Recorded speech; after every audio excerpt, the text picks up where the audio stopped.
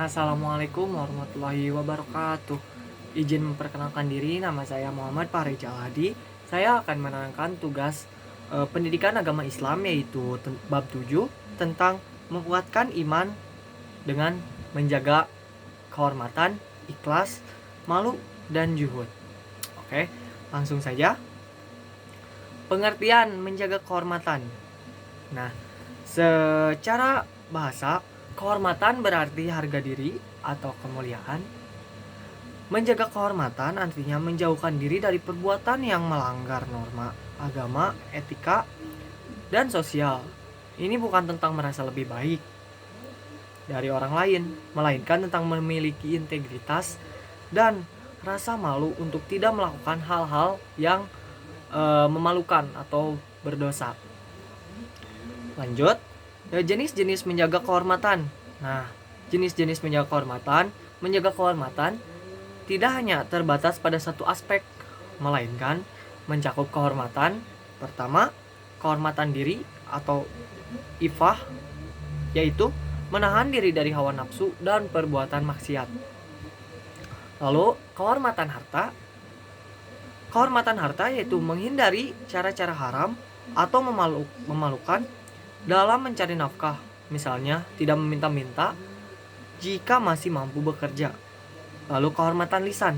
Kehormatan lisan menjaga ucapan agar tidak menyakiti orang lain atau merendahkan diri sendiri dengan kata-kata kasar dan dusta. Lalu kehormatan keluarga. Nah, kehormatan keluarga yaitu menjaga nama baik keluarga dengan berperilaku sopan dan menjauhi pergaulan bebas. Lanjut, contoh-contoh dalam kehidupan sehari-hari bisa dilihat ya. Yaitu yang pertama, menjaga pandangan dan pergaulan. Nah, tidak terjebak dalam zina atau hubungan yang melanggar norma. Lalu berpakaian sopan.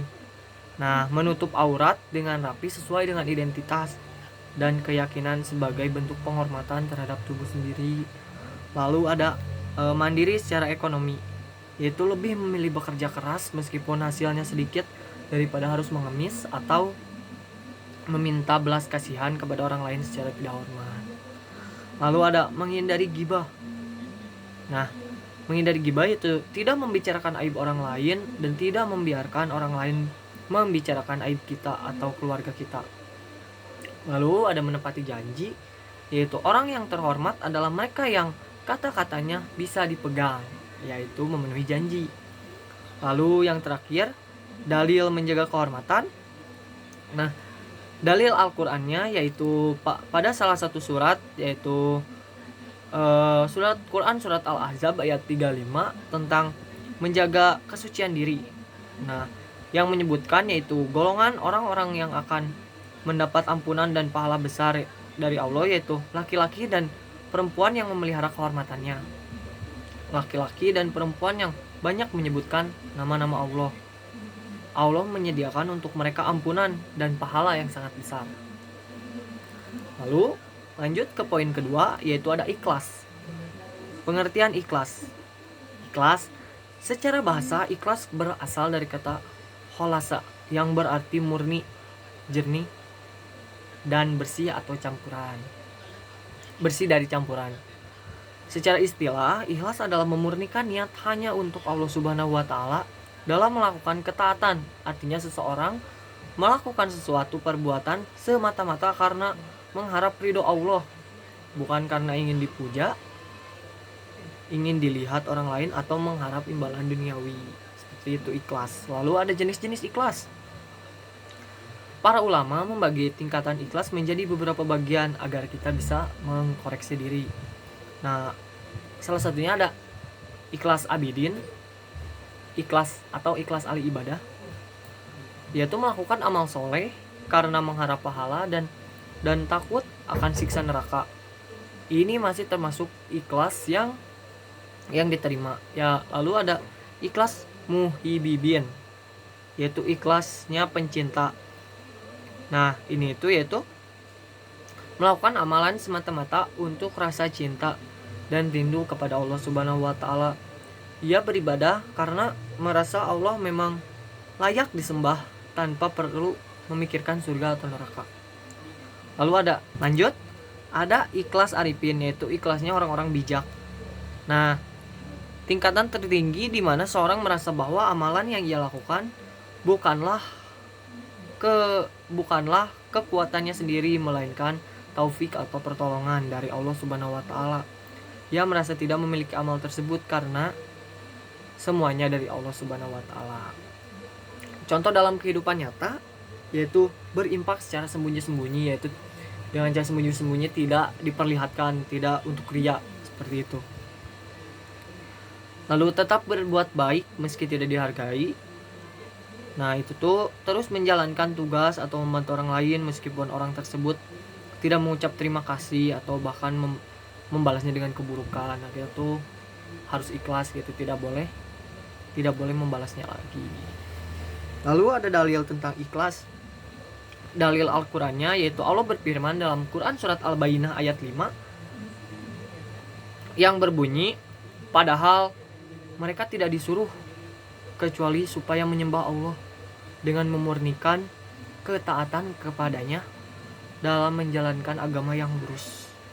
Lalu dalil dalam hadisnya yaitu ikhlas adalah penentu diterima atau tidaknya sebuah amalan. Rasulullah Shallallahu Alaihi Wasallam bersabda, sesungguhnya Allah tidak melihat kepada bentuk rupa dan harta kalian, tetapi Allah melihat kepada hati dan amal kalian. HR hadis riwayat Muslim. Lanjut ke poin C atau poin ketiga yaitu malu. Malu adalah sifat atau perasa yang mendorong seorang untuk meninggalkan perbuatan buruk dan mencegah dari melalaikan hak orang lain atau hak Allah. Seseorang memiliki rasa malu jika ia merasa tidak nyaman, tertekan secara batiniah ketika hendaknya melakukan sesuatu yang tidak pantas meskipun tidak ada orang lain yang melihatnya. Jadi intinya singkatnya, malu itu adalah ketika kita malu berbuat maksiat, malu kepada Allah ketika kita ingin berbuat maksiat, seperti itu. Lalu jenis-jenis malu bisa dilihat ya. Para ulama membagikan rasa malu menjadi 3 kategori utama, yaitu malu kepada Allah. Ini adalah tingkatan yang tertinggi. Seorang merasa malu untuk bermaksiat karena sadar bahwa Allah Maha melihat. Ia juga malu ketika merasa pemberian Allah sangat banyak, namun ibadahnya masih sedikit. Lalu adalah malu kepada diri sendiri. Ini terjadi ketika seseorang menjaga kehormatannya, bahkan saat sendirian. Ia merasa rendah jika ia melakukan hal-hal yang merusak martabat dirinya sendiri. Lalu ada malu kepada sesama manusia. Rasa malu yang mencegah seseorang melakukan hal-hal yang melanggar norma sosial atau menyakiti perasaan orang lain. Ini penting untuk menjaga keharmonisan hidup dalam bermasyarakat. Lalu ada dalil tentang malu. Dalil dalam hadis yaitu Rasulullah Shallallahu Alaihi Wasallam menegaskan bahwa malu adalah bagian tak terpisahkan dari iman. Malu itu adalah bagian dari iman. Hadis riwayat Bukhari dan Muslim. Beliau juga bersabda tentang pentingnya malu sebagai pengendali perilaku, yaitu jika kamu tidak malu maka berbuatlah sesukamu. Hadis riwayat Bukhari. Hadis ini merupakan peringatan keras bahwa tanpa rasa malu seseorang akan kehilangan kontrol moral. Lalu dalam dalil Al-Quran yaitu Al-Quran menggambarkan sifat malu sebagai ciri yang mulia, seperti dalam kisah putri Nabi Ayub saat bertemu Nabi Musa dalam Quran surat Al-Qasas ayat 25. Kemudian datanglah kepada Musa salah seorang kedua perempuan itu berjalan dengan penuh rasa malu. Baik, hikmahnya yaitu memelihara rasa malu adalah membawa dampak positif besar. Di antaranya yaitu mencegah perbuatan dosa. Malu itu menjadi rem otomatis garda godaan saat maksiat datang. Lalu membentuk akhlak yang mulia. Orang pemalu biasanya lebih sopan, jujur, menghargai orang lain, mendatangkan kebaikan sesuai sabda Nabi Muhammad Malu itu tidak akan datang ke tidak akan tidak malu itu tidak mendatangkan kecuali kebaikan. Artinya keputusan yang diambil atas dasar rasa malu biasanya berujung positif, dicintai oleh Allah dan manusia. Nah, orang yang menjaga kehormatannya dengan rasa malu akan lebih disegani dan dihormati dalam pergaulannya. Nah, teman-teman, masuk ke fase terakhir, yaitu poin D, yaitu juhud. Nah, apa sih juhud itu? Juhud itu secara bahasa yaitu berarti meninggalkan atau tidak menyukai sesuatu karena dianggap tidak berharga atau tidak sebanding. Hal ini adalah hal dianggap tidak berharga atau tidak sebanding dengan hal yang lebih mulia. Nah, itu secara bahasa. Lalu secara istilah, juhud adalah mengalihkan kesenangan dari sesuatu yang bersifat duniawi kepada sesuatu yang bersifat ukhrawi atau akhirat karena mengharap ridho Allah.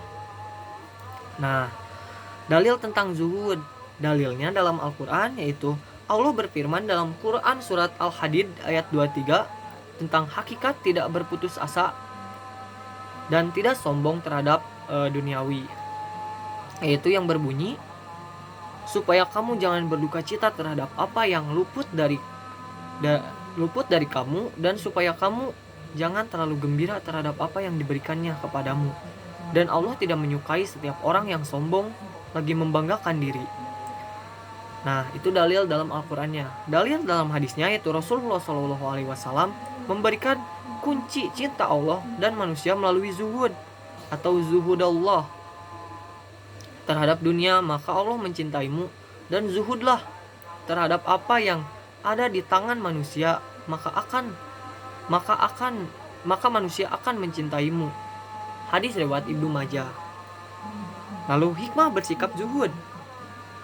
Hikmahnya yaitu menerapkan sifat zuhud dalam kehidupan modern saat ini memberikan manfaat yang luar biasa. Nah, yang yaitu ketenangan hati atau internal peace. Seseorang tidak akan stres berlebihan jika gagal mendapatkan sesuatu karena ia yakin dunia hanyalah titipan. Yaitu yang keduanya, terhindar dari sifat tamak atau torakus. Juhud mematikan rasa serakah dan keinginan untuk menghalalkan segala cara demi harta. Lalu poin yang ketiga yaitu fokus pada akhirat. Hidup yang lebih terarah.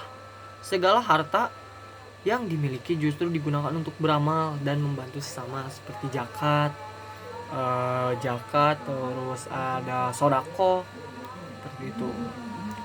Lalu poin yang keempat dari hikmah bersikap juhud yaitu kemandirian jiwa. Orang yang juhud tidak mudah disetir oleh tren apapun dan ekspektasi orang lain.